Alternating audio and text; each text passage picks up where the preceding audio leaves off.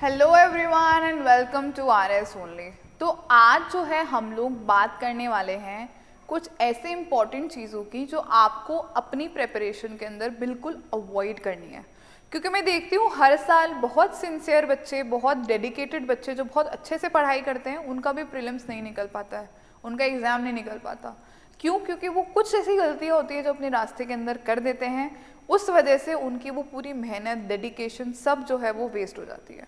तो हमें जो है पढ़ाई के साथ साथ ये भी ध्यान रखना है दैट हम इन पर्टिकुलर गलतियों को ना करें। ठीक है, वो गलतियाँ क्या क्या हैं?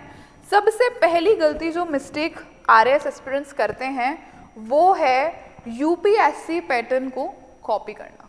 सबसे पहली गलती क्या है हमारी? UPSC पैटर्न को कॉपी करते हैं हम लोग, और मार्केट में भी यही हवा चल रही है। यस और नो? भाई UPSC की लाइन, UPSC की लाइन। माना मैंने कुछ हद तक सिर्फ वो हद क्या है? ओनली द क्रिटिकल एनालिसिस वाले क्वेश्चंस, जिसके लिए आपको कॉन्सेप्चुअल क्लैरिटी की जरूरत है बस। ठीक है, तो UPSC को हम कंप्लीटली कॉपी नहीं कर सकते RS में। क्यों? क्योंकि RS के अंदर आपको फैक्चुअल चीजें हमेशा पूछने को मिलेंगी।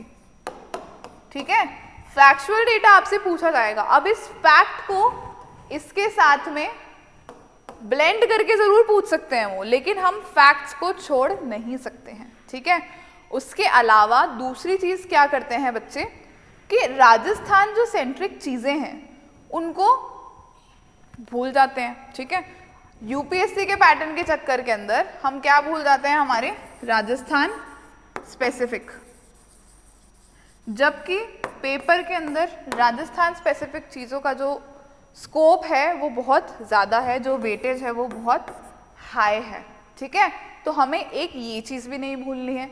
दूसरी चीज़ और क्या है कि फैक्चुअल क्वेश्चंस, डायरेक्ट क्वेश्चंस भी क्या आते हैं आपके एग्जाम के अंदर आते हैं। डायरेक्ट फैक्चुअल क्वेश्चंस भी आपसे पूछे जाते हैं। ठीक है, और स्टैटिक इश्यूज का और स्टेट इश्यूज का, स्टैटिक टॉपिक्स और स्टेट इश्यूज जो होते हैं आपके, हम स्टेट को भूल जाते हैं। UPSC का पैटर्न पकड़ते पकड़ते वी फॉरगेट आवर स्टेट। तो हमारे जो स्टेट इश्यूज हैं that are also very important for our RS exam. तो हमें स्टैटिक पोर्शन को अपने स्टेट इश्यूज के साथ में कंबाइन करके, कॉम्प्लीमेंट करके पढ़ना है। सबसे पहली मिस्टेक क्या अवॉइड करनी है कि UPSC के पैटर्न को कॉपी बिल्कुल भी नहीं करना है। क्यों? क्योंकि हमारे एग्जाम के अंदर क्रिटिकल एनालिसिस वाले क्वेश्चंस प्लस कॉन्सेप्चुअल क्वेश्चंस के साथ साथ क्या आ रहे हैं? डायरेक्ट फैक्ट्स भी आ रहे हैं। ठीक है, डायरेक्ट फैक्चुअल चीजें भी हमसे पूछी जा रही हैं। अभी RPSC जो है कंप्लीट शिफ्ट नहीं हुआ है किसके ऊपर? आपके ये एनालिटिकल क्वेश्चंस के ऊपर, राइट? तो हमें UPSC के पैटर्न को कंप्लीटली कॉपी नहीं करना है। We have to think RAS as a state exam, और हमें उस तरीके से अपनी अप्रोच को रखना है। थोड़ी थोड़ी सिमिलैरिटीज हैं, सिलेबस ओवरलैप करता है, everything is fine, but approach हमारी जो है वो अलग है। और वो अप्रोच कैसे समझ में आएगी आपको? जब आप PYQs का एनालिसिस करोगे। PYQs का एनालिसिस जैसे ही करोगे आपको समझ में आ जाएगा कि एग्जामिनर क्या पूछना चाहता है आपसे। ठीक है, सबसे पहली मिस्टेक समझ में आई बच्चे जो करते हैं। दूसरी गलती जो बच्चे करते हैं वो है प्रीलिम्स। प्रीलिम्स को बच्चे बहुत हल्के में ले लेते हैं कि यार प्रीलिम्स ही तो है, अपन ने इतनी पढ़ाई करी है, प्रीलिम्स तो निकल ही जाएगा, तुक्के से कैसे भी करके निकाल लेंगे हम। ठीक है, तो प्रीलिम्स के अंदर आप लोगों को बिल्कुल इस चीज़ के ऊपर रिलाई नहीं करना है। प्रॉपर आपको क्या देने हैं? मॉक्स देने हैं। क्यों? क्योंकि प्रीलिम्स जो है अब बहुत ज़्यादा क्या हो गया है? अनप्रिडिक्टेबल। यस और नो? प्रीलिम्स अनप्रिडिक्टेबल हो गया है कि नहीं हो गया है ना? प्रीलिम्स बहुत अनप्रिडिक्टेबल हो गया, और आपको नहीं पता भाई कि कब जो है कट ऑफ हाई चली जाए। अभी तो कट ऑफ बहुत लो जा रही है, आपको नहीं पता कि कब कट ऑफ हाई चले जाए। आप उसी बैंडविड्थ के अंदर मार्क्स लाने की सोचो कि भाई 70-80 आ जाएंगे तो हो जाएगा मेरा। नहीं, कट ऑफ कभी भी 100 पहुंच सकती है, इसका आप बिल्कुल मन में शंका मत रखना। ठीक है, सो प्रीलिम्स को बच्चे बहुत ज़्यादा हल्के में ले लेते हैं कि भाई प्रीलिम्स तो हमारा ऐसे ही पास हो जाएगा। और दूसरी चीज़ एक और क्या होती है आपके प्रीलिम्स में, बच्चे कोशिश करते हैं कि भाई हम ज़्यादा से ज़्यादा क्वेश्चन अटेम्प्ट कर लें। No, Y? बिकॉज आपकी जो नेगेटिव मार्किंग है वो आपको कभी कभी फेल करवा देती है, ठीक है। तो नेगेटिव मार्किंग का आपको बहुत ध्यान रखना है, जिस क्वेश्चन के बारे में श्योर हो सिर्फ वही अटेम्प्ट करना है। तो प्रीलिम्स को बिल्कुल हल्के में नहीं लेना है, और ये टाइम बाउंड तरीके से एग्जाम जब तक आप दोगे नहीं तब तक आपको प्रीलिम्स की प्रैक्टिस नहीं होगी। और वो कैसे होगा? जब आप मॉक्स लगाओगे, जब आप PYQs का एनालिसिस करोगे, तो ये चीज़ें आपके लिए बहुत इंपॉर्टेंट हैं when you are giving an exam like RAS। बहुत प्रेस्टिजियस एग्जाम है RAS, यस और नो? स्टेट के अंदर बहुत सबसे ऊंचा एग्जाम ही यही माना जाता है, ठीक है। तो आपको क्या करना है?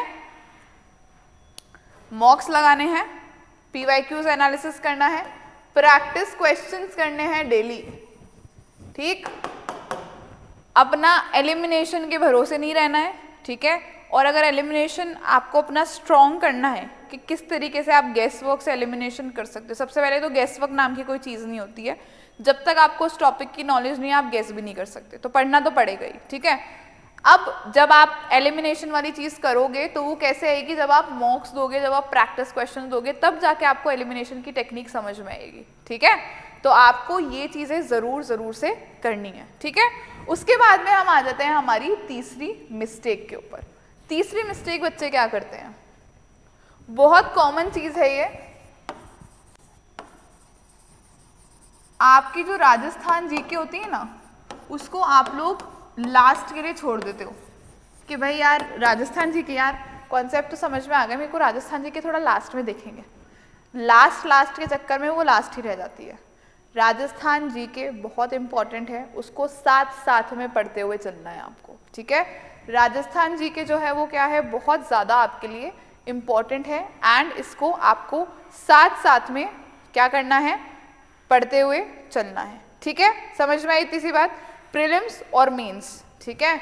राजस्थान जीके आपके प्री प्लस मेंस दोनों की क्या है? It is a backbone. तो इस बैकबोन को, जब तक बैकबोन सीधी नहीं होगी तब तक कैसे चलेगी गाड़ी, कैसे चलेगी? तो इस बैकबोन को आपको स्ट्रॉन्ग बनाना है, और राजस्थान जीके को आपको स्टार्टिंग से ही कवर करते हुए चलना है, उसको एंड के लिए नहीं छोड़ना है। ये बहुत बड़ी मिस्टेक होती है जो बच्चे अक्सर कर देते हैं, और फिर एंड के अंदर उनके पास टाइम नहीं होता, उनके पास 1 महीना 15 दिन होते हैं और उनको पूरी राजस्थान जीके पढ़नी पड़ती है। नहीं हो सकता, इट इज़ नॉट पॉसिबल। तो आपको जो है राजस्थान जीके को साथ के अंदर करते हुए चलना है, ठीक है। चौथी गलती क्या होती है बच्चों की? फोर्थ मिस्टेक इज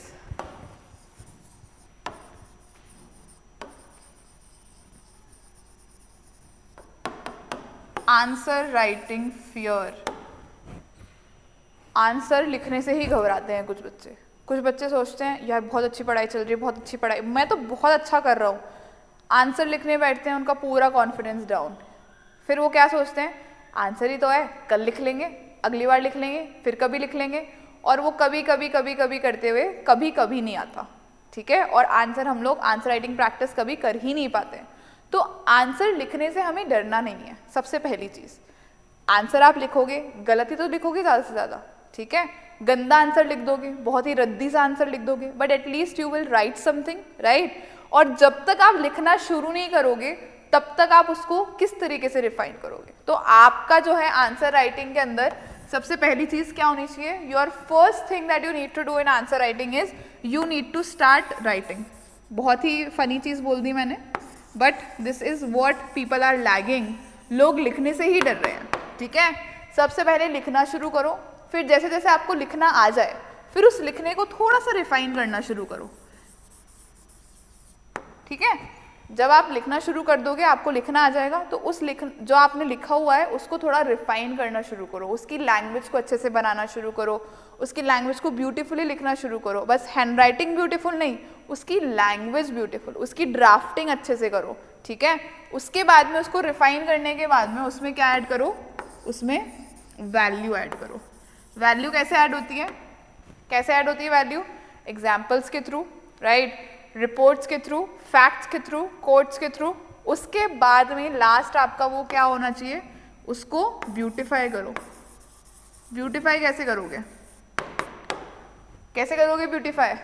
उसमें डायग्राम्स ऐड करो, उसमें क्या ऐड करो, आपके मैप्स ऐड करो, फ्लो चार्ट्स ऐड करो, ठीक है। तो इससे क्या होता है, आपका आंसर बहुत प्यारा लगता है, बहुत अच्छी उसकी प्रेजेंटेशन लगती है।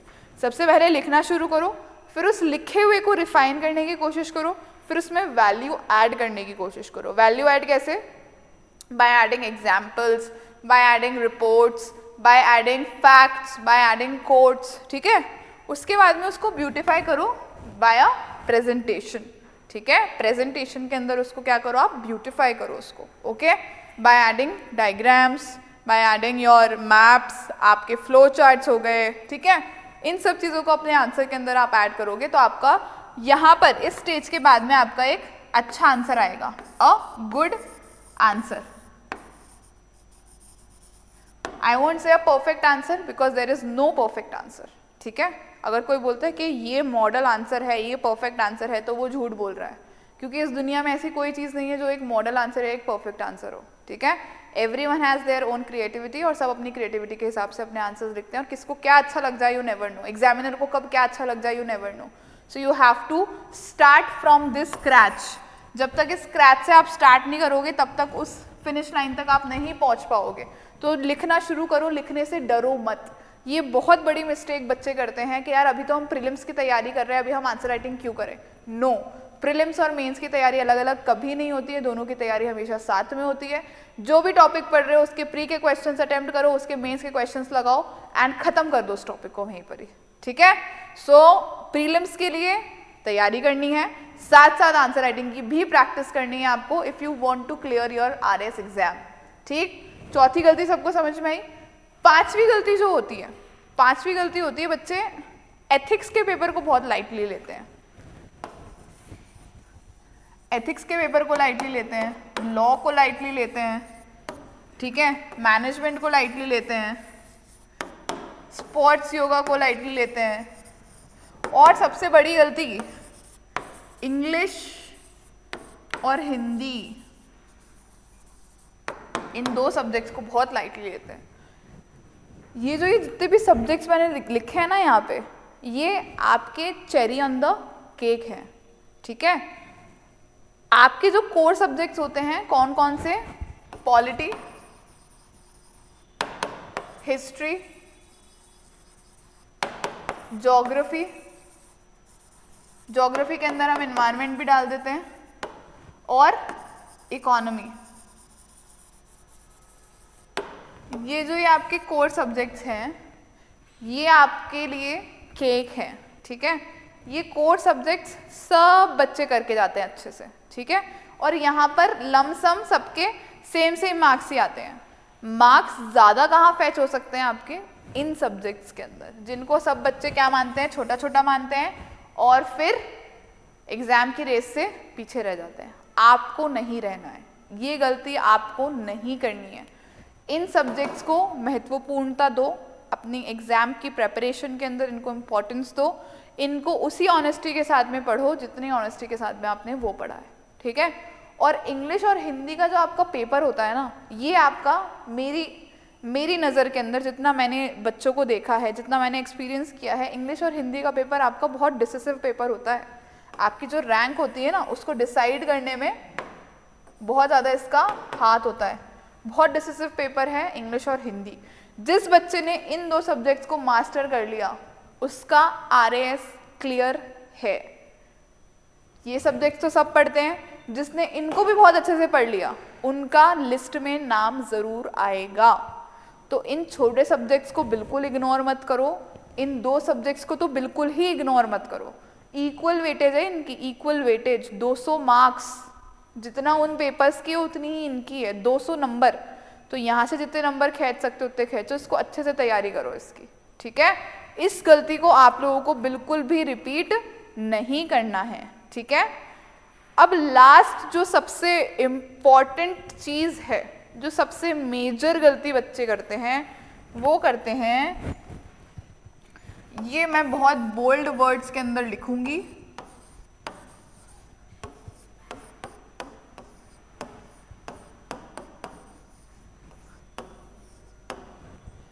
ये शब्द है ना, इस शब्द की वजह से बहुत बच्चों की नैया डूब चुकी है। वो 2 साल से, 3 साल से, 4 साल से, 5 साल से, 6 साल से तैयारी करते जा रहे हैं, उनका सिलेबस ही पूरा नहीं हो रहा है। क्यों? क्योंकि वो अपनी तैयारी में क्या है, इनकंसिस्टेंट है, उनकी तैयारी में कंसिस्टेंसी ही नहीं है। तो आपको अपनी प्रिपरेशन के अंदर कंसिस्टेंसी लानी पड़ेगी। This is the worst mistake जो बच्चों के साल खा जाती है, ठीक है? तो ये चीज़ आप लोगों को अवॉइड करनी है। एक बार सब चीज़ें छोड़ दो, अपनी तैयारी को करके और रख दो बस, कि भाई इसके बाद में अब और कोई तैयारी नहीं हो सकती है, ये जो मैंने किया है ये बेस्ट किया है मैंने, अपने पूरे एफर्ट्स डाल दो। 1 साल, ये एग्ज़ाम ज़्यादा डिमांड नहीं करता, 1 साल आपका बहुत है, ठीक है? तो 1 साल पूरी अपनी जी जान लगा के मेहनत कर दो और रिजल्ट ले आओ। कंसिस्टेंसी बहुत ज़रूरी है। अगर आप हफ्ते में 6 दिन पढ़ रहे हो, ठीक है, 6 दिन आप 6 घंटे के लिए क्यों नहीं पढ़ रहे हो? मैं तो ज़्यादा बोल भी नहीं रही, 8 घंटा तो लोग मिनिमम बताते हैं, मैं तो 6 घंटे ही बोल रही हूँ।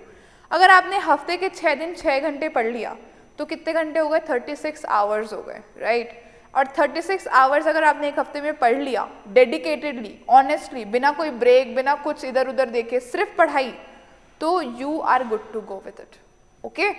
और फिर आप 1 दिन का ब्रेक लो, फिर वापस नेक्स्ट डे बैठ जाओ। ये नहीं 1 दिन का ब्रेक ले लिया यार, आप कल का भी ले लेते हैं, परसों का भी ले लेते हैं। No, this is what consistency is. आप हफ्ते में 6 दिन पढ़ो, 7वें दिन ब्रेक ले लो, 6 दिन पढ़ो, 7वें दिन ब्रेक ले लो, तो आपकी एक लाइफ भी चलती रहेगी और आपकी प्रिपरेशन भी चलती रहेगी। It is very important for you people to realise कि हमारी इस प्रिपरेशन के अंदर consistency is very very important. अब ये कंसिस्टेंसी कैसे आएगी? कंसिस्टेंसी आएगी जब आप टारगेट सेट करोगे। जब तक हमारे सामने कोई टारगेट नहीं होता कि हमें ये चीज़ अचीव करनी है, तब तक हम अंधाधुन बस पढ़ते जाते हैं। जितना पढ़ लिया ठीक है, जितना नहीं पढ़ा छोड़ दो, उससे नहीं होगा।